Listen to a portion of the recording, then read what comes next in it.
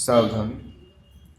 नमो अरिहंताण, नमो सिद्धाण, नमो आयर्याण, नमो अज्ञायाण, नमो लोये सवसाहूणम्।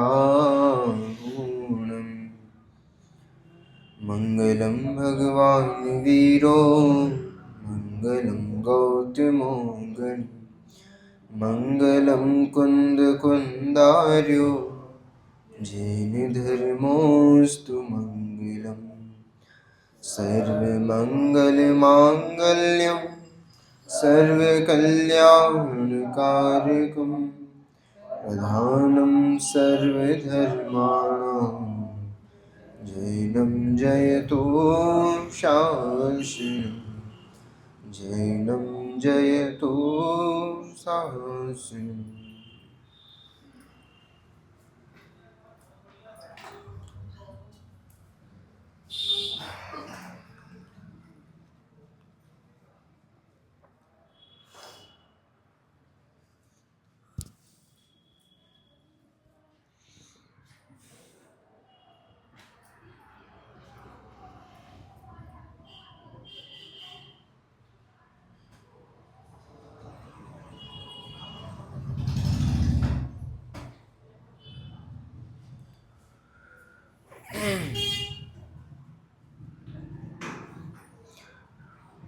द्रव्य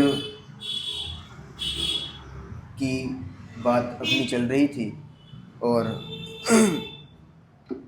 विश्व और द्रव्य में हमने अंतर भी देखा, दोनों की परिभाषाएं देखी और उसमें जो समूह शब्द आया है उसके बारे में भी हमने डिस्कशन किया था। दोनों के समूह शब्द में क्या अंतर है, विश्व शब्द विश्व की परिभाषा में और द्रव्य की परिभाषा में जो समूह है दोनों में क्या अंतर है। हाँ हाँ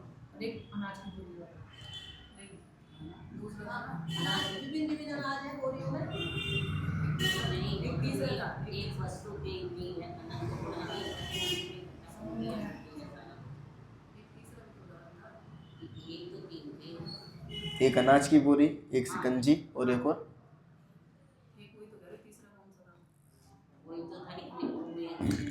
नींबू का ले लो, मिश्री का ले लो,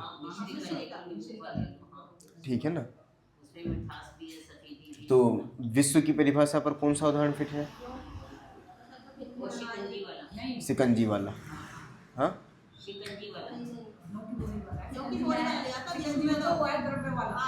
द्रव्य वाला शिकंजी पर। देखो ये चीज अपन ने सिद्ध करी थी कि एक ही प्रदेश पर सारी चीजें पाई जाती हैं फिर भी अलग अलग है, सबकी सत्ता एकदम न्यारी न्यारी है। शिकंजी में एक ही जगह सब चीजें हैं पर सब अलग अलग है, ठीक है ना। विश्व की परिभाषा पर आएगा क्योंकि सारे द्रव्य बिल्कुल अलग अलग हैं और एक ही जगह पर निवास करते हैं, ठीक है ना। इसलिए विश्व की परिभाषा शिकंजी वाले एग्जाम्पल पर घटित होती है। अनाज का बोरी कोई भी नहीं एग्जाम्पल है, ठीक है ना।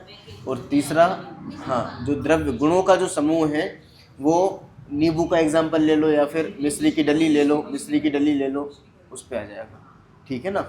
तो ये चीज़ देखी थी हमने, इससे केवल ये चीज़ सिद्ध करनी थी हमें कि एक ही जगह पर सारी चीज़ें पाई जाती हैं फिर भी सब अलग अलग हैं।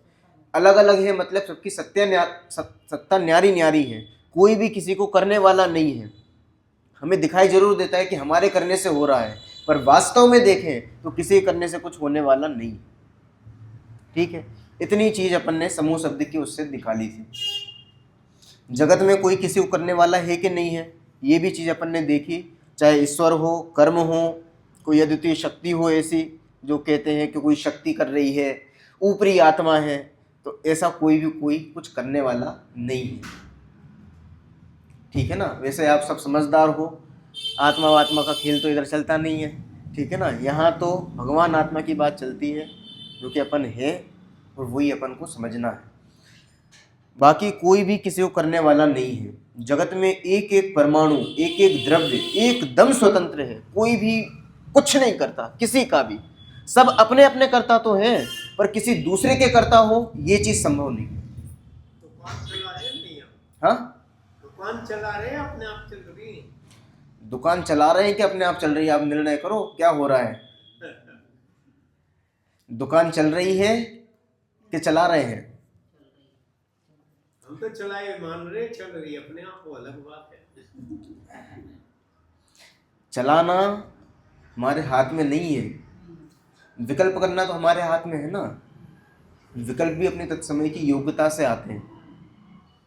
अभी वो उसकी भी अपन चर्चा करेंगे बाद में कि विकल्पों का क्या है और फिर उन विकल्पों के काल में हम कैसे रहें, क्योंकि विकल्प तो आते हैं, कोई ना कोई काम करने के आएंगे ही, तो फिर हम कर रहे हैं कि नहीं कर रहे हैं। साहब योग उपयोग तो जुड़ा हुआ है, बहुत सारी चीज़ें हैं, पर वहाँ पर कैसे वर्किंग प्रोसेस हो रहा है वो अपन को देखना है, वास्तव में समझना है। अभी तो हमें ये चीज़ देखनी है कि चाहों द्रव्य एक साथ रहते हैं पर अपना अपना काम करते हैं, कोई दूसरे का काम करने वाला नहीं है। अब दुकान में मान लो गोदाम से सामान आपने दुकान में रखा, वहाँ से वो थर्ड पार्टी को आपने दिया, उससे आपने पैसे लिए। अब यहाँ पे पूरा वर्किंग प्रोसेस देखो, आपने क्या किया। विश्व मतलब क्या है? 6 द्रव्य का काम, 6 द्रव्य का समूह। 6 द्रव्य मतलब जाति अपेक्षा है तो अनंत द्रव्य, पर उनको यदि अपन कैटेगरी वाइज बांट दें, कैटेगरी वाइज कैसे बांटते हैं? गुणों के आधार पर। जिन जिन में स्पर्श रस गंध वर्ण पाया गया उनको हमने किस में डाल दिया? पुद्गल द्रव्य के खाते में डाल दिया। जिसमें ज्ञान पाया गया उसको किस में डाला? उसको जीव द्रव्य में डाला। तो ऐसे हमने कैटेगरी वाइज इसके 6 बंटवारे कर दिए। किसके? विश्व में जितने भी द्रव्य थे उन सबके हमने बंटवारे कर दिए, बराबर। अब देखो दुकान चल रही है कि हम चला रहे हैं, क्या हो रहा है? पूरा विश्व 6 द्रव्य का कार्य है, बराबर। अब गोदाम से दुकान में सामान आया, सामने से आप आए, आपने मुझे 100 रुपये का नोट दिया, मैंने 100 रुपये के बदले में आपको 1 किलो शक्कर दे दी, 1 किलो 2 किलो जो भी शक्कर आती है, ठीक है, वो शक्कर दे दी। अब ये जितना भी काम हुआ है, ये काम किसने किया है? कौन करने वाला है? अभी हम पढ़ रहे हैं विश्व मतलब सारे द्रव्य बिल्कुल अलग अलग हैं, कोई भी किसी को करने वाला नहीं है। सब एक द्रव्य दूसरे द्रव्य को छूता भी नहीं है। एक परमाणु, परमाणु मतलब वो शुद्ध पुद्गल का अणु। पुद्गल के 3 रूपों की बात करी थी अपन ने। पुद्गल कितने रूपों में पाया जाता है? अणु, स्कंद और, तो ये 2 ही चीजें दिखाई देती हैं। पुद्गल आपको कितने रूपों में दिखाई देता है? स्कंद के रूप में, और परमाणु के रूप में पाया जाता है। और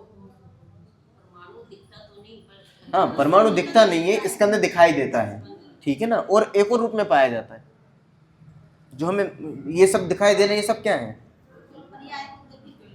पुद्गल की पर्याय है। तो ये तो पुद्गल ही ना। कौन सा पुद्गल कहोगे आप इसको? ये तो स्कंदी, तो इसको अकेला स्कंद नहीं कह सकते। 2 चीजें हैं, एक मरा हुआ व्यक्ति, एक जिंदा व्यक्ति है, ये दोनों ही पुद्गल, दोनों ही पुद्गल स्कंद है, पर कुछ तो अंतर है। तो क्या अंतर है दोनों में? इसको टेक्निकल भाषा में क्या कहेंगे? मरा हुआ व्यक्ति तो आप कह दोगे कि स्कंद है, परमाणुओं का स्कंद कह दोगे, पर जिंदा व्यक्ति अकेला स्कंद नहीं है, वहां पर साथ में आत्मा भी है, तो उसको क्या कहेंगे? एक ही है, ये तो एक ही, पर साथ में आत्मा भी है ना। आत्मा तो छूती भी नहीं, छूती नहीं है। असमान जाति द्रव्य पर्याय, तो ये असमान जाति द्रव्य पर्याय। असमान जाति मतलब समान जातियां नहीं है ना। असमान, असमान मतलब जो समान नहीं है। ऐसी जाति, जाति मतलब कैटेगरी। द्रव्य, 2 प्रकार के असमान द्रव्य हैं। असमान द्रव्यों की 2 प्रकार की जातियां हैं। कौन कौन सी 2 प्रकार की जातियां हैं? एक जीव जाति है, दूसरी पुद्गल जाति है। जाति मतलब समझ रहे हो ना, जाति मतलब कैटेगरी समझ लो। जो अपन ने वर्गीफिकेशन किया ना गुणों के आधार पर कि जिन जिन में स्पर्श रस गंध वर्ण पाया गया उनकी हमने एक कैटेगरी बना दी, एक जाति में कर दिया उनको। कौन सी जाति में डाल दिया उनको? पुद्गल में, ठीक है ना। और जिन जिन में ज्ञान पाया जाता है उनको किस जाति में डाला हमने? जीव जाति में, मतलब जीव कैटेगरी में डाल दिया। तो ये कैटेगरी है जाति।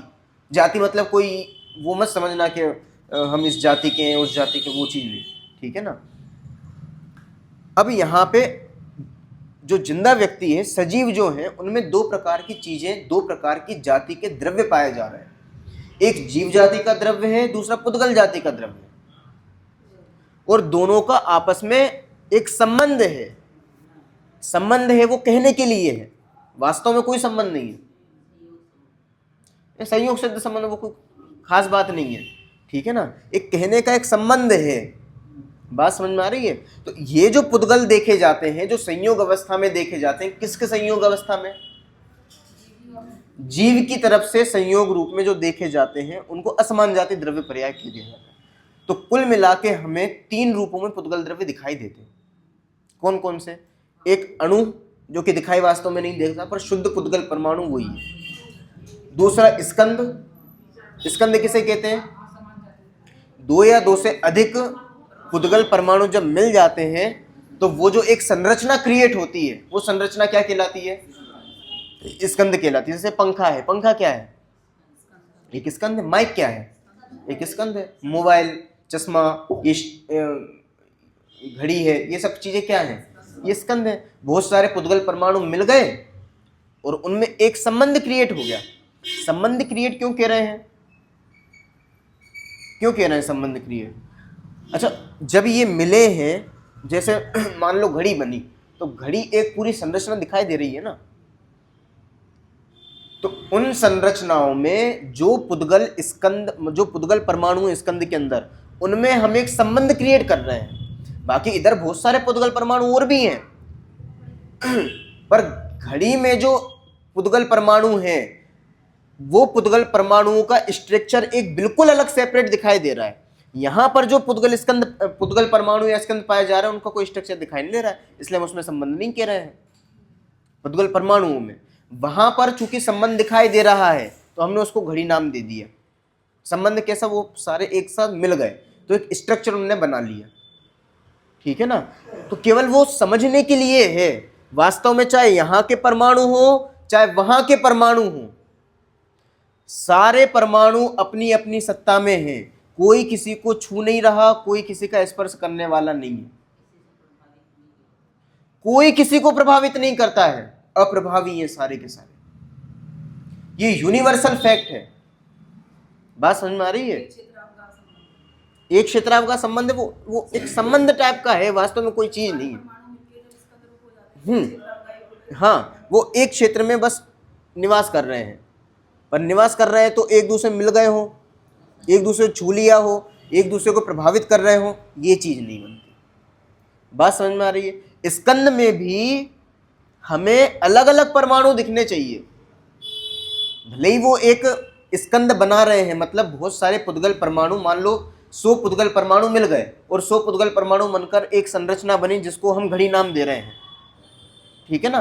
पर वहां पर घड़ी है कि 100 परमाणु है? वहां 100 परमाणु है।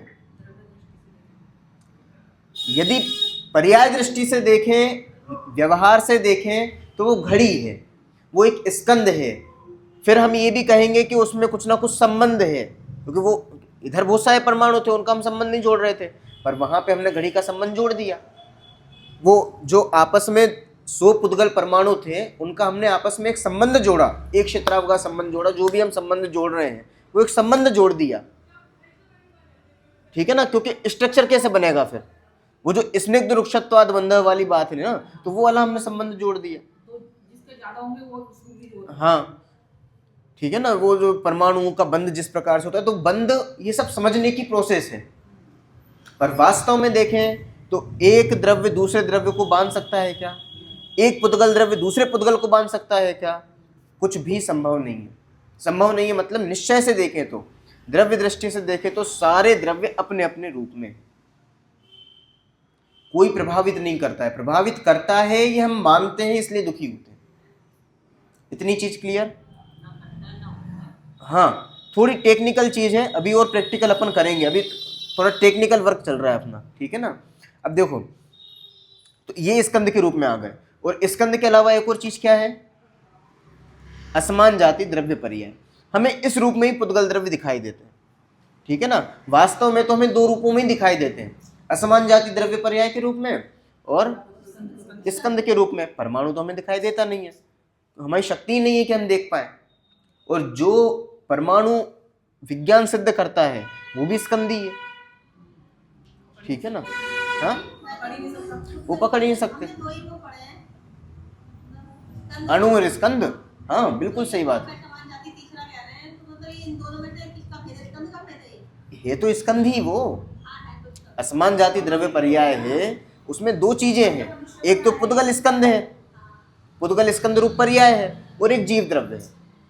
मैं बात नहीं कर रहा उसके कि वो गलत है, पुद्गल के दो ही भेद हैं, अणु और स्कंद। पर मैं दूसरे रूप में कह रहा हूं, मैं ये कह रहा हूं कि पुद्गल द्रव्य आपको तीन रूपों में दिखाई देते, ठीक है ना। भेद तीन नहीं है, दिखाई देता है। दिखाई देता है, भेद तो दो ही है। जो ये शरीर है, ये शरीर भी पुद्गल स्कंदी ही है, पर इसमें और वो जो मृत शरीर है इसमें कोई अंतर है कि नहीं है? क्या अंतर है? इतना ही अंतर है, उसमें जीव नहीं है, यहाँ जीव है। तो वो उसको केवल स्कंद कहेंगे, पर इसको अकेला आप स्कंद नहीं कह पाओगे। क्यों? यहाँ पर जीव भी साथ में है, तो ये असमान जाति द्रव्य पर्याय के रूप में कहलाएगा। तो असमान जाति द्रव्य पर्याय के रूप में जो पुद्गल दिखाई दे रहे हैं वो भी एक पुद्गल का रूप है। बात आई समझ में? वास्तव में तो दो ही है, अणु और स्कंद, पर इसको अपन अकेला स्कंद नहीं कह सकते, ठीक है ना। और यदि स्कंद देख रहे हो, इससे बढ़िया कुछ चीज नहीं है। और स्कंद में भी देखना क्या है? कोई बताएगा क्या देखना? अभी मैंने बताया है बाबूजी, स्कंद में हमें क्या देखना है? नहीं, ये चीज तो है, ये तो पुद्गल द्रव्य में है ही। हाँ, मतलब हमें स्कंद संरचना, जो भी स्कंद संरचना दिखाई दे रही है, उसमें हमें गहराई से विचार करना है कि एक एक अणु एकदम स्वतंत्र है, कोई किसी को प्रभावित नहीं कर रहा, सबकी सत्ता अलग अलग है और सब अपने आप में परिपूर्ण है। ये हमें स्कंद संरचना में विचार करना है। बात समझ में आ रही है? कोई भी हमें स्ट्रक्चर दिखाई दे रहा है, मोबाइल दिखाई दे रहा है, अब मोबाइल में एक एक परमाणु स्वतंत्र है। 4 पॉइंट से सत्ता है, अस्तित्व। दूसरा, परिपूर्ण है, अप्रभावी है और अपना काम करने में स्वयं समर्थ है, उसे अन्य की रंच मात्र भी आवश्यकता नहीं है। ये हर द्रव्य पर घटित होता है। चाहे अपन ने एक पुद्गल परमाणु पे घटित किया था कि एक पुद्गल परमाणु में इतनी शक्ति है कि वो अपना काम करने में स्वयं समर्थ है, परिपूर्ण है, किसी से प्रभावित नहीं होता है और उसकी सत्ता कभी खत्म नहीं होती है। जब एक पुद्गल परमाणु में इतनी शक्ति है तो हम तो कितने बड़े द्रव्य हैं। ऐसे द्रव्य छोटा बड़ा नहीं होता, पर प्रदेशों की अपेक्षा बात करी जाए तो वो एक प्रदेशी द्रव्य है, और हम कितने प्रदेशी द्रव्य हैं? असंख्यात प्रदेशी। बताओ, ठीक है ना। तो ये चीज हमें समझनी चाहिए। हम तुरंत ये समझते हैं वो सामने वाला हमें प्रभावित कर रहा है, प्रभावित कर रहा है। कहाँ प्रभावित कर रहा है? आप मान रहे हो प्रभावित कर रहा है इसलिए प्रभावित हो रहे हैं, वास्तव में कोई प्रभावित नहीं करता, ठीक है ना। चलो, तो 3 रूपों में हमें ये चीज दिखाई देती है। पुद्गल द्रव्य हमें 3 रूपों में समझ में आता है। एक तो जो भी ये पंखा चीज दिखाई दे रही है, तो ये सब किस में डाल देंगे अपन? स्कंद। और ये जितने भी आदमी दिखाई दे रहे हैं इनको किस में डाल देंगे? असमान जाति द्रव्य पर्याय। और वास्तव में सब क्या है? पुद्गल। अब प्रॉब्लम आ गई समझ में, क्यों कह रहा था मैं? इनको पुद्गल कहने में कोई दिक्कत नहीं है, पर यदि आपको पुद्गल कहेंगे तो ऑब्जेक्शन खड़ा हो जाएगा, इसलिए अपन ने पुद्गल की 3 अवस्था कर दी।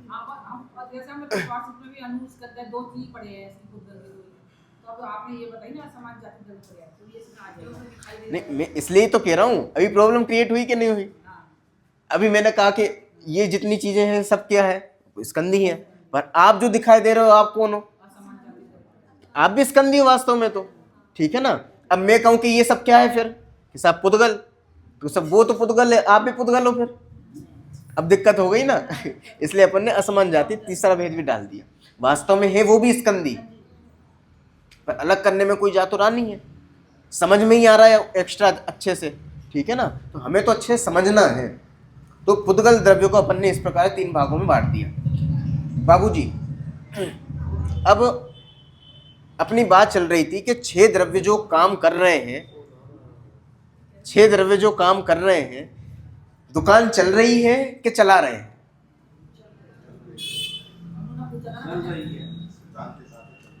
सिद्धांत नहीं, सिद्धांत को छोड़ो, आप तो पर्टिकुलर वस्तु व्यवस्था के हिसाब से बात करो।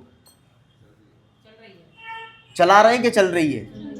यदि विश्व व्यवस्था के हिसाब से देखें, जब अपन एक एक द्रव्य को पर्टिकुलर स्वतंत्र देख रहे हैं, तो दुकान चल रही है कि चला रहे हैं?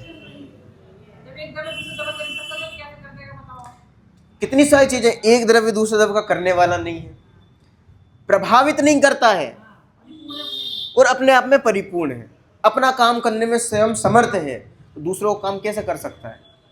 अब फिर से लगाओ। अब जो व्यवहार में चीजें आती है ना, कि साहब गोडाउन से सामान लाए दुकान में, दुकान से सामने वाले ने 100 रुपये दिए और हमने 2 किलो उसको शक्कर दे दी। अब ये जितना प्रोसेस चल रहा है, इसको चलाओ, कैसे चलेगा ये? पूरी विश्व व्यवस्था देखो इसमें, और आपको देखो क्या कर रहे हैं, बताओ हम। अच्छा, ये जितनी भी व्यवस्था चल रही थी, इस व्यवस्था में जो भी चीज दिखाई दे रही है वो क्या है? स्कंद है, मतलब पुद्गल द्रव्य का खाता है वो, ठीक है ना। चाहे पैसा हो, चाहे सामने वाला व्यक्ति हो, चाहे माल हो, चाहे दुकान हो, चाहे गोडाउन हो, ये सब चीजें क्या है? ये सब पुद्गल का साम्राज्य है, ठीक है ना, सब पुद्गल की सत्ता है। अच्छा, दुकान से सामान, गोडाउन से सामान आया यहाँ पे दुकान में, और दुकान से गया उस सामने तीसरी थर्ड पार्टी के हाथ में, कौन सा द्रव्य आ गया? निमित्त धर्म द्रव्य, ठीक है ना। वो निमित्त है अकेला, उसने किया कुछ नहीं है, ध्यान रखना। हाँ, वो मतलब निमित्त कहने में थोड़ी प्रॉब्लम क्रिएट हो जाती है। निमित्त मतलब ऐसा लगता है सहकारी हो, कुछ कर रहा हो, पर पहले ही कह चुके हैं, एक द्रव्य दूसरे द्रव्य का रंच मात्र करने वाला नहीं है। जब जीव स्वयं चलता है तो भाई साहब हवा में थोड़ी ना चल रहा है, समझने समझाने के लिए केवल धर्म द्रव्य को खड़ा किया है। वास्तव में धर्म द्रव्य अपना काम कर रहा है, उस समय उसने चलाया नहीं है, ठीक है ना। वहां कोई था ही नहीं, इसलिए उसका नाम रख दिया हमने धर्म द्रव्य। बात समझ में आई? उसने कुछ भी नहीं किया है। निमित्त मतलब जो 100% जिसकी वैल्यू 0 हो, बिल्कुल 0। जीजा बोला था मैंने, जीजा, ठीक है, बिल्कुल जीजा है वो, कोई काम का नहीं है। जीजा फूफा दोनों समझ लो, वो जीजा जी है, वो कुछ करते नहीं है, ठीक है ना। उनकी वैल्यू क्या है? कुछ करने वाले हैं वो।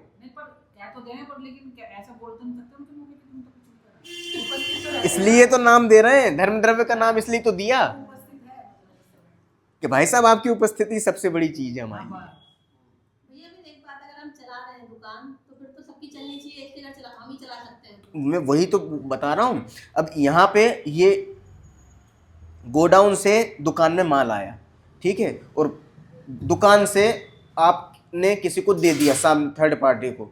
अब ये जितना भी कार्य हुआ है, ये किसने किया? ये उस वस्तु की स्वतंत्र योग्यता से हुआ है। और यदि निमित्त रूप में आप देखने जाओगे तो धर्म द्रव्य निमित्त है।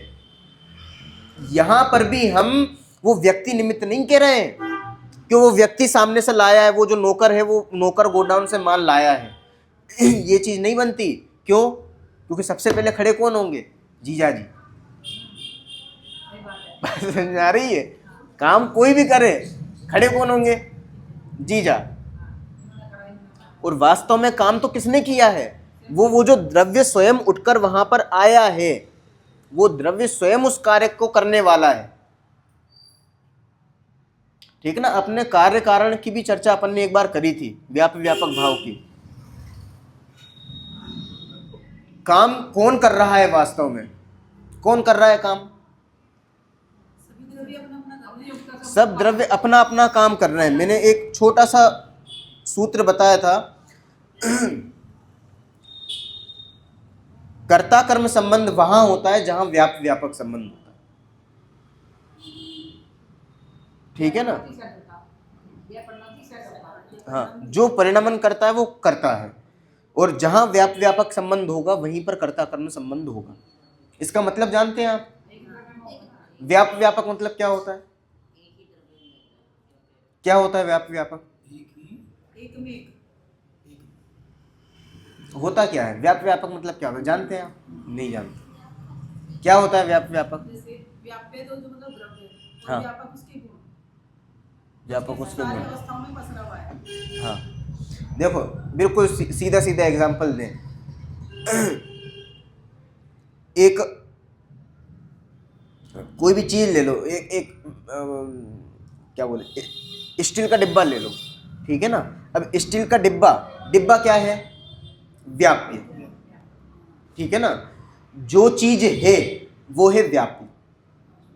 तो क्या चीज दिखाई दे रही है आपको? स्टील का डिब्बा, ठीक है? और वो जिससे बनी है वो है व्यापक,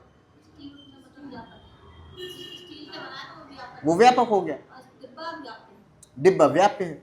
जो चीज है वो है व्याप्य, और जिससे वो बनी है वो है व्यापक। बराबर? इतना क्लियर? मिट्टी का घड़ा है, ठीक है? तो घड़ा क्या है? व्याप्य। और व्यापक क्या है? ये क्या है? घड़ी। घड़ी क्या है? व्याप्य। इसमें व्यापक क्या है? जो प्लास्टिक है वो व्यापक है। पंखा क्या है? व्याप्य। और व्यापक क्या है? हाँ, जो उसका मटेरियल है वो उसमें व्यापक है, ठीक है? शरीर क्या है? व्याप्य। और खून मांस मज्जा हड्डी ये सब क्या है? व्यापक। बात इतनी क्लियर? ये माइक क्या है? व्याप्य। उसका मटेरियल क्या है? व्यापक। क्लियर? कोई दिक्कत? अब जो व्याप्य है वो होता है कर्म, और जो व्यापक है वो होता है कर्ता। ये अपन किसकी बात कर रहे हैं पता है? ये बात कौन सी चल रही है? ये जो बात है यूनिवर्सल फैक्ट है। यूनिवर्सल फैक्ट जानते हैं आप क्या होता है? सच्चाई है, फैक्ट है, चेंज नहीं हो सकता। हाँ, मतलब जो अनचेंजेबल हो।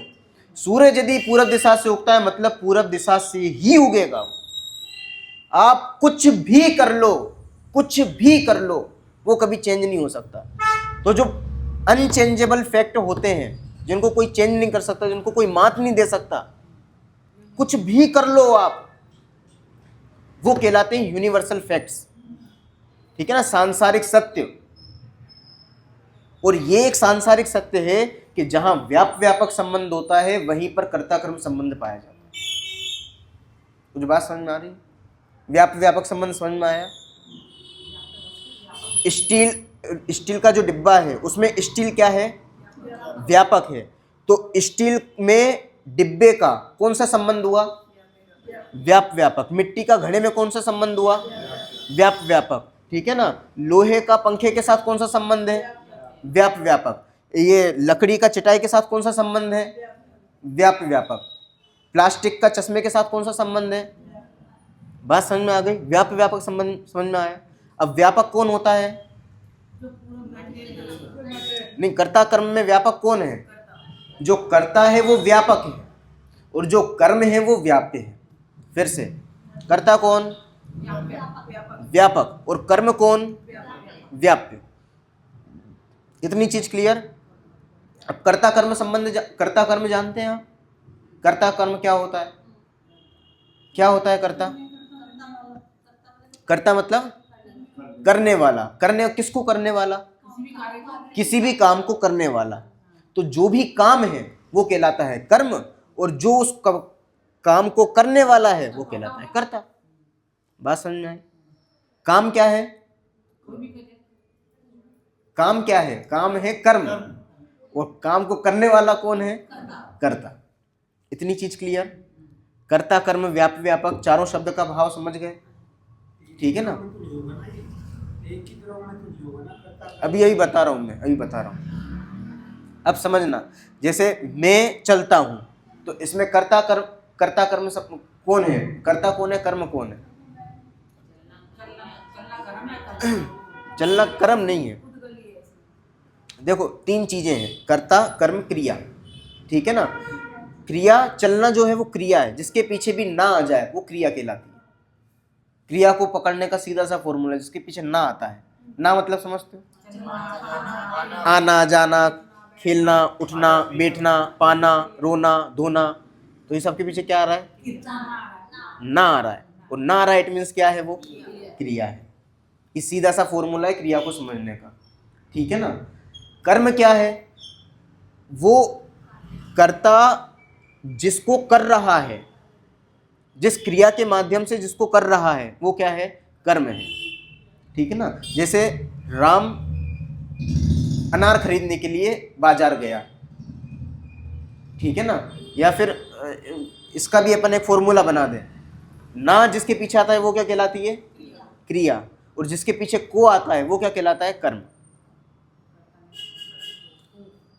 वो आता है ना, कारक पढ़े होंगे ना आपने, कर्ता ने कर्म को करण से संप्रदान के लिए अपादान से संबंध का कि अधिकरण में पर संबोधन है वरे, ये विभक्तियां चलती हैं ऐसी, ठीक है ना? षट कारक कहलाते हैं। अपने में षट कारक होते हैं, वास्तव में होते हैं 8, 7 कारक के लो, 8 कारक के लो, ठीक है ना? संबोधन को मिला दो तो 8 हो जाते हैं।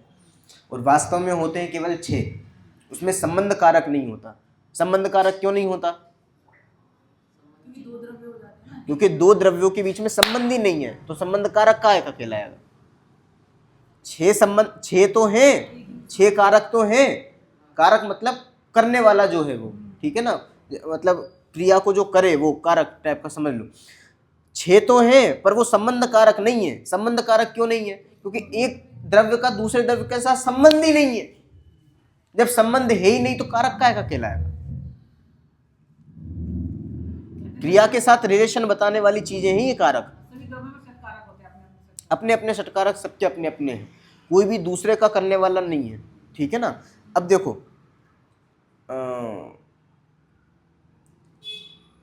कर्ता कर्म क्रिया, कर्ता का भी पहचान का चिन्ह क्या है? ने से आप कर्ता को पहचान सकते हो, को से आप किसको पहचानोगे? कर्म को। ना से किसको पहचानोगे? क्रिया को, ठीक है ना? अब जैसे राम बाजार गया, अब इसमें राम क्या है? कर्ता, ठीक है? बाजार क्या है? कर्म। अब यहां को तो आया नहीं, वो अंडरस्टूड हो गया, बाजार को गया है, ठीक है ना? और गया, गया क्या है? ये जाना क्रिया है। जाना को अपन ने भूतकाल में करके वो गया बना दिया, ठीक है ना? पर गया का वास्तव में वो मीनिंग क्या निकलेगा? जाना। और ना क्या है? क्रिया, ठीक है ना? जाएगा कह देंगे तो जाएगा, पर वो आएगा ऑल टोटल जाने के अर्थ में वो क्रिया आ जाएगी, गम धातु, ठीक है ना? संस्कृत में गम धातु, साइलेंट हो गया। पर हमें साइलेंट में समझना है कि कर्ता कौन है, कर्म कौन है, ठीक है? अब जैसे मैं मंदिर आता हूं तो इसमें कर्ता कौन है? मैं। और मंदिर कौन है? कर्म, ठीक है ना? मैंने पेंटिंग बनाई,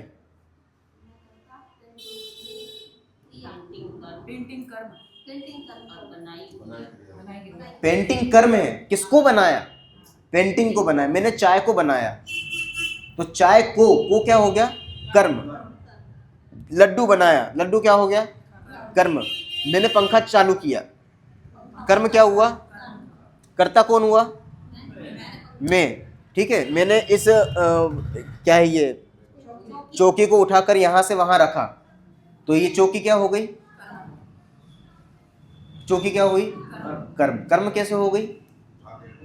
चौकी को आ गया ना, चौकी क्योंकि को आ गया, ठीक है ना? किसको उठाकर रखा? चौकी को उठाकर रखा। किसने रखा? मैंने रखा। बस इतना ही मिथ्यात्व है। ये जो कर्ता कर्म संबंध हम जोड़ रहे हैं ना, एक द्रव्य का दूसरे द्रव्य के साथ, इतना ही मिथ्यात्व है। ये तो मैं लगाया ना, तो मैं तो अलग हो गया ना, इसमें लगाया मैं, तो मैं तो अलग हो गई क्योंकि मैं तो जीव द्रव्य है हाँ, और ये उठाया करा ये उद्गल द्रव्य धर्म द्रव्य और अलग द्रव्य हुआ है। अभी अभी अपन ने जो वाक्य बनाया कि मैंने इस चौकी को यहाँ से उठाकर वहाँ रखा, तो अब कर्म क्या है? चौकी चौकी। क्यों? उसके पीछे आ रहा है क्या? को और मैं क्या है? कर्ता। क्यों? क्योंकि मेरे पीछे आ रहा है ने, मैंने। ठीक है ना, मैंने इस चौकी को उठाकर रखा, बराबर।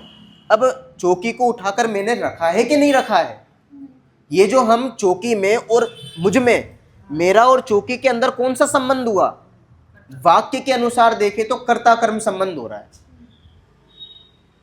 तो मैंने चौकी को रखा कि नहीं रखा? रखा कि नहीं रखा? देखने में तो ये गिरा के रखा है, पर अब आप यूनिवर्सल फैक्ट देखो। यूनिवर्सल फैक्ट क्या है? कि जहां व्यापक संबंध होता है वहां कर्ता कर्म संबंध होता है। अब व्यापक संबंध घटाओ। अच्छा, कर्ता कर्म संबंध वाक्य के अनुसार समझ में आया आपको? वाक्य क्या है अपना? मैंने चौकी को उठाकर यहां से वहां रखा। ठीक है, इसमें कर्ता कौन? मैं। कर्म कौन? चौकी। ये दो अलग अलग चीजें हैं। ठीक है, और इसमें हम कौन सा संबंध स्थापित कर रहे हैं? कर्ता कर्म संबंध। कर्ता कौन है? मैं। कर्म कौन है? वो। मतलब इन दोनों को हम एक दूसरे में कनेक्ट कर रहे हैं और ये कह रहे हैं कि मैंने इसको वहां रखा, बराबर। अब यूनिवर्सल फैक्ट देखो। यूनिवर्सल फैक्ट क्या है अपना? एक द्रव्य दूसरे द्रव्य का जहां व्यापक संबंध होता है वहां कर्ता कर्म संबंध होता है। तो अब ये घटित करो कि व्यापक संबंध यहां है कि नहीं है, तो कर्ता कर्म संबंध बनेगा यूनिवर्सल फैक्ट के हिसाब से। हमने अपने दिमाग में देख लिया, मतलब दिमाग में मतलब हमें जो दिखाई दे रहा था वो तो हमने संबंध घटित कर दिया कि हमारे इससे संबंध स्थापित हो रहा है, पर एक्चुअल में व्यापक संबंध जहां होगा वहां कर्ता कर्म संबंध होगा। अब यहां पर दोनों जगह व्यापक संबंध घटाओ। क्या ये चौकी क्या है? व्यापक में चौकी क्या है? व्याप्य। इसमें व्यापक कौन है? इसमें व्यापक कौन है? अरे इसमें व्यापक तो मैं होना चाहिए ना, तभी तो मैं उसको रखूंगा। बात समझ में आ रही है? इस चौकी को मुझे यहां से वहां रखने के लिए चौकी रूप होना पड़ेगा। इसमें व्यापक होना पड़ेगा, क्योंकि जहां व्यापक संबंध होगा वहां कर्ता कर्म संबंध होगा। बात समझ में आ रही बाबूजी?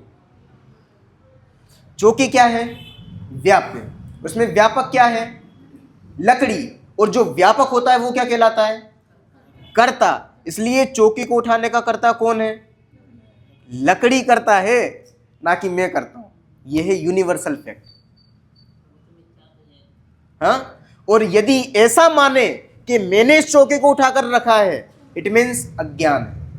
आपको सही नॉलेज नहीं है, प्रॉपर विज्ञान आपको पता नहीं है, आपको देखना नहीं आता। घड़ा को मारने बनाया। बात समझ में आ रही है? यहां पर दिखाई चीजें यही देंगी कि ऐसा ये चौकी में उठाकर वहां रख रहा हूं, पर आपको एक्चुअल देखना आना चाहिए। एक्चुअल देखना मतलब वास्तव में कर्म का कर्ता कौन है। पहले व्यापक तो देखो आप, उसमें व्यापक कौन है? लकड़ी व्यापक है, तो लकड़ी उसको करने वाली है, ना कि मैं करने वाला हूं। और मैं करने वाला हूं ये केवल कहा जाता है, ऐसा माना नहीं जाता। कहना अलग चीज है, मानना अलग चीज है। मिट्टी का घड़े का नहीं, घड़े का नहीं, क्या होता है? घड़े का मिट्टी का घड़ा है ना। मिट्टी का घड़ा होता है कि नहीं होता है? मिट्टी का घड़ा होता है। हाँ, मिट्टी का घड़ा तो होता है। घी का घड़ा होता है कि नहीं होता है? घी का घड़ा होता है। घी का घड़ा मतलब आप कल्पना भी कर सकते हो घी के घड़े की। कैसे बना हो घी का घड़ा? घी का घड़ा आपका केवल सर्दी में बन सकता है, पर आप उसको कर कुछ भी नहीं पाओगे। घी को इकट्ठा कर करके उसका घड़ा बनाओगे, वो कहलाएगा घी का घड़ा। कहीं बनाया होगा किसी ने घी का घड़ा? कोई कल्पना भी नहीं कर सकता घी का घड़ा इसका नाम है। हम तो यही कहते हैं मिट्टी घड़े को घी का घड़ा कहते हैं। अब कहने और बोलने में अंतर आ गया कि नहीं आ गया? पर कहना और बोलना दो अलग अलग चीजें नहीं है, एक ही चीज है। घी का घड़ा भी वही है और मिट्टी का घड़ा भी वही है। समझाने के लिए घी का घड़ा कहा जाता है और फैक्ट क्या है? मिट्टी का घड़ा। अब यहाँ पर जो चीज चल रही है व्यापक और कर्ता कर्म वाली, ये है एक्चुअलिटी, जो कहने की नहीं है, मानने की है। और कहा क्या जाएगा? कहा ये जाएगा कि मैंने चौकी को उठाकर रखा है। तो मिथ्यात्व होगा कि नहीं होगा? कि मिथ्यात्व कहने में नहीं होता, मिथ्यात्व मानने में होता है। यदि आप ऐसा ही मानोगे तो मिथ्यात्व होगा, और कहोगे तो कहना तो पड़ेगा ही, नहीं तो समझ में कैसे आएगा? ये तो ना कहोगे कि लकड़ी उठ के वहां चली गई। बात समझ में आ रही है? पर व्यवहार चलाने के चक्कर में अपना मिथ्यात्व पोषक नहीं कर लेना, नहीं तो व्यवहार चलाते चलाते चलाते अपना माथा फोड़ लो। अपना माथा नहीं फोड़ना। अपना माथा नहीं फोड़ना मतलब मानना नहीं है। मानना नहीं है। मानना क्या है? मानना वो है जो यूनिवर्सल फैक्ट है। अब फिर से आ जाओ बाबूजी आपकी दुकान पे। वो जो गोडाउन से सामान दुकान में आया, ठीक है, और वो सामान थर्ड पार्टी के हाथ में आपने दिया तो वहां गया। अब इसको लाने का कर्ता कौन है? कौन लाया गोडाउन सामान? कौन लाया? वो बच्चा, धर्म द्रव्य। कौन लाया? अपनी योग्यता से आया। वो अब लाने का कर्ता कौन? तो उसमें व्यापक देखो, व्यापक कौन है? यदि शक्कर लाया है, अंदर से गोडाउन से शक्कर निकाल के लाया है, तो वो शक्कर लाने का कर्ता कौन है? कौन है शक्कर का कर्ता? वो गोडाउन से शक्कर जो यहाँ आई है, आपने रामू को भेजा कि भाई शक्कर लिया, ठीक है, और रामू 2 किलो शक्कर गोडाउन में से आपकी दुकान में ले आया। क्यों लाया? कि सामने 100 रुपये का आदमी खड़ा हुआ है कि उसको शक्कर देनी है 2 किलो। अब उसने शक्कर लिया या आपने दे दी। अब बताओ शक्कर कौन लाया गोडाउन से? कहने में आएगा रामू, और एक्चुअलिटी क्या है? कौन लाया है? धर्म द्रव्य। सारे द्रव्य मिलके लाए हैं। धर्म द्रव्य लाया है। जीव द्रव्य भी लगा, धर्म द्रव्य भी लगा। अरे फिर वही के वही। जो व्यापक है। शुगर जिससे बनती है। हाँ, कहाँ से धर्म द्रव्य आ गया?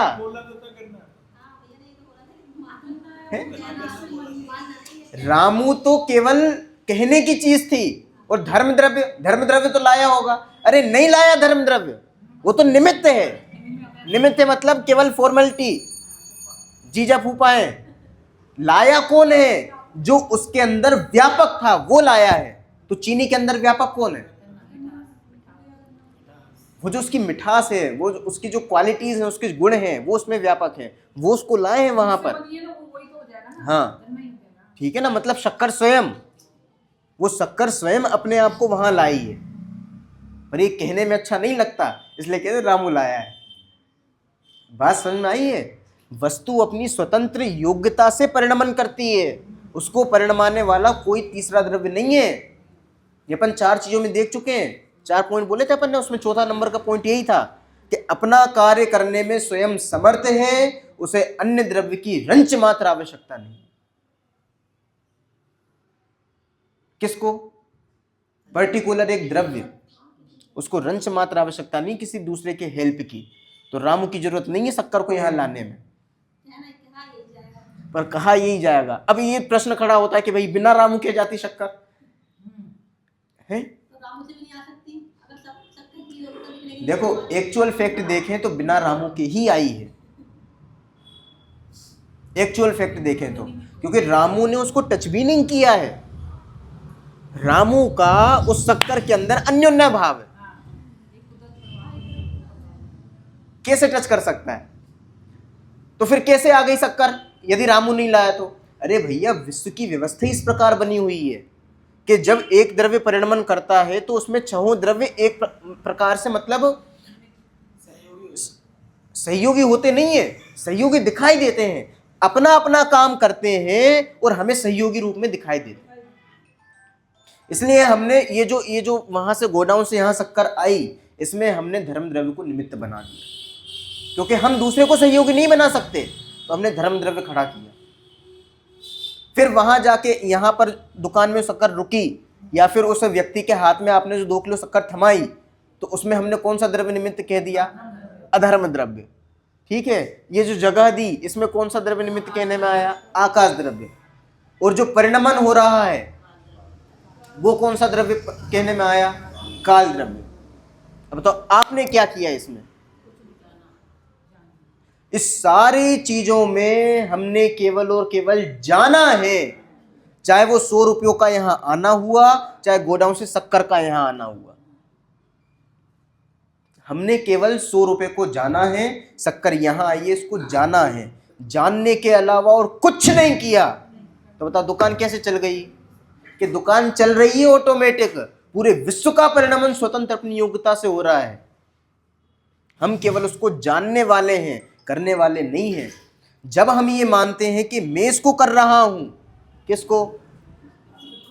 ये 100 रुपए मैं कमा रहा हूं, या फिर मैंने लिए ये सामान, ये जो सौदा ये मैंने उसको दिया, ये जो अपनापन जैसे ही वो 100 रुपए जैसे ही आए तो तुरंत उसमें क्या कनेक्शन स्थापित हो जाता है? अपना अपनापन जुड़ जाता है कि ये 100 रुपए मेरे। बस सारी प्रॉब्लम खड़ी यहां से चालू हो गई। अभी तक आपको कोई प्रॉब्लम नहीं थी, पर अब प्रॉब्लम चालू हो गई। जहां अपनापन जुड़ा वहीं प्रॉब्लम चालू। क्योंकि अपनापन क्या है? अपनापन अज्ञान है। स्वतंत्र विश्व की व्यवस्था एकदम परिणमित हो रही है। एक एक द्रव्य अपने अपने में लीन है, अपना अपना काम कर रहा है। उसको वैसा देखो ना, वैसा देखोगे तो राग नहीं होगा, कषाय नहीं होंगी, मिथ्यात्व नहीं होगा, यहाँ बोझा नहीं पड़ेगा कि ऐसा काम क्यों हो गया, हम तो ऐसा चाह रहे थे। बताओ, दूध दही जमाना था और उसका वो बिलोर दिया, जो भी, सारे झगड़े खत्म हो जाएंगे आपके। एक बार वस्तु का परिणाम देखो तो सही, एकदम स्वतंत्र हो रहा है, कोई किसी को करने वाला नहीं है।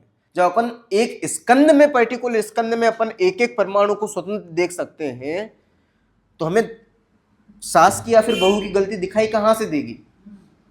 दिखाई दे सकती? बताओ बाबू जी।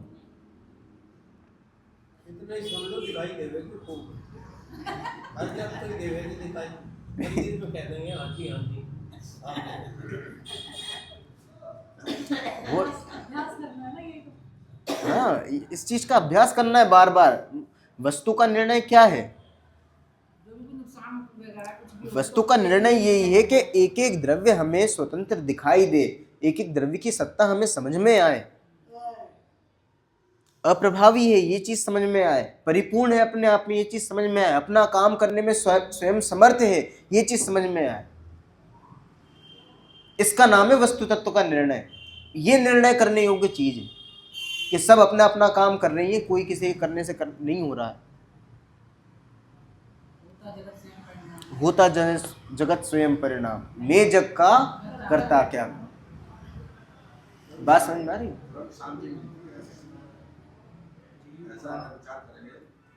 जीव का कर्ता कर्म कोई संबंध नहीं, जीव का व्यापक वाक्य कोई संबंध नहीं, जीव से तादाद में एक क्षेत्र का कोई संबंध नहीं है।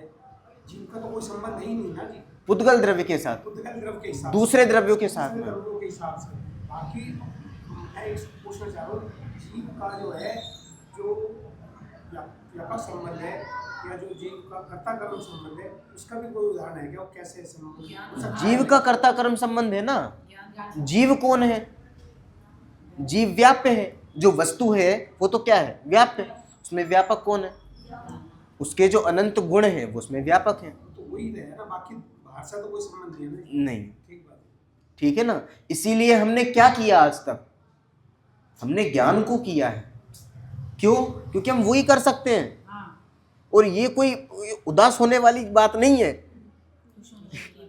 खुशी की बात है। मतलब बहुत अटपटा फीलिंग इस चीज की होती है जब हम कहते हैं कि हम केवल ज्ञान कर सकते हैं। अरे ज्ञान कर सकते हो मतलब एक बहुत बड़ी चीज है। केवल ज्ञान गुण नहीं है आपके अंदर, अनंत गुणों का साम्राज्य है। युगल जी बाबू की आज रचनाएं देखो, आपने पढ़ा चलता चल, चलता चल रचना पढ़ी? चलता चल, चलता चल, उनकी रचनाएं, उनकी बहुत सारी रचनाएं भी आई हैं। आप देखना, एक चलता चल रचना है और भी बहुत सारी रचनाएं अभिशापों में है। बहुत सारी उनकी एक नई नई रचनाएं। अभी उनका 100वां साल चल रहा है, मतलब 100 साल हो गए उनको, युगल जी बाबू जी को। ये शताब्दी वर्ष चल रहा है उनका।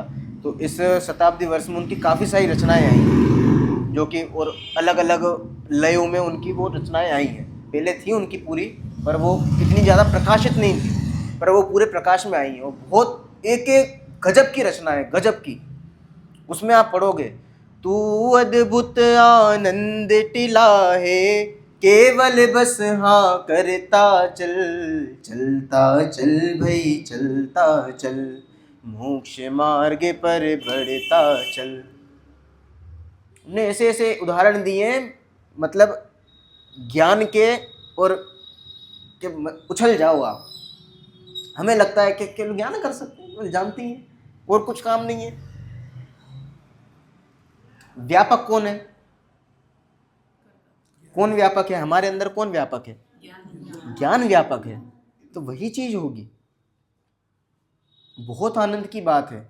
सबसे बड़ी चीज तो आनंद गुण ही हमारे अंदर है, किसी दूसरे द्रव्य में आनंद गुण नहीं है। तो जितना आनंद आ रहा है वो अपना आ रहा है, और हम सोच रहे हैं बाहर से आ रहा है। कहाँ से आ रहा है? बाहर से कहीं से नहीं आता, अपने अंदर से आ रहा है। जितना आनंद है,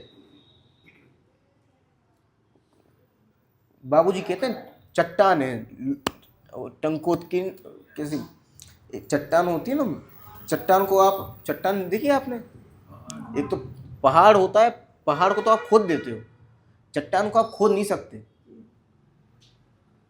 मतलब होता तो उसमें भी है, पर चट्टान बहुत बड़ी बड़ी चट्टानें होती हैं। चट्टान मतलब पहाड़ तो मिट्टी के ढेले और इनसे ही बन जाते हैं, पर चट्टान बिल्कुल लोखंडी चट्टान होती है। तो वो कहते हैं लोखंडी चट्टान है, उसमें आप ऐसे ऐसे वो मार नहीं सकते कुछ। ऐसे ऐसे बाबूजी के उदाहरण है आत्मा को लेके, और विज्ञान घन स्वभाव, वो गजब की चीजें, वो उनके शब्द ही निराले हैं एकदम आत्मा को लेके, तो उससे अद्भुत महिमा आती है। चलो, अपनी तो केवल ये चीज है कि छहों द्रव्य का काम एकदम स्वतंत्र हो रहा है, कोई किसी के करने से नहीं होता, सब अपने अपने में लीन है।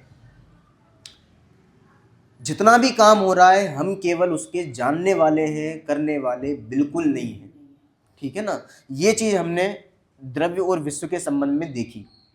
पुद्गल द्रव्य के रूपों के बारे में भी देखा। कितने रूप हैं पुद्गल द्रव्य के? पर वो कितने रूपों में दिखाई देता है? 3 रूपों में हमें दिखाई देता है, अणु के रूप में, स्कंद के रूप में, और असमान जाति द्रव्य पर्याय के रूप में। और जब ये पता पड़े कि ये पुद्गल द्रव्य है, तुरंत क्या चीज दिमाग में आनी चाहिए? क्या चीज दिमाग में आनी चाहिए बाबूजी? हाँ नहीं, वो तो हर द्रव्य के संबंध में। पुद्गल द्रव्य जैसे ही समझ में आ जाए कि ये पुद्गल द्रव्य है, ये पुद्गल द्रव्य आप कैसे पता करोगे? गुणों के माध्यम से। तो जैसे ही आपने गुण पता किए कि इसमें स्पर्श रसगंध पाया जा रहा है, मतलब तुरंत दिमाग लगा कि ये कौन सा द्रव्य हुआ? भाई साहब ये तो पुद्गल द्रव्य है। अब जैसे ही पता पड़ा ये पुद्गल द्रव्य, 2 चीजें दिमाग में आ गई। कौन कौन सी? पहला, ये मैं नहीं हूं, दूसरा, इसमें सुख नहीं है। 2 चीजें तुरंत दिमाग में आनी चाहिए। ठीक है ना? और ये तो पुद्गल द्रव्य की बातें हुई।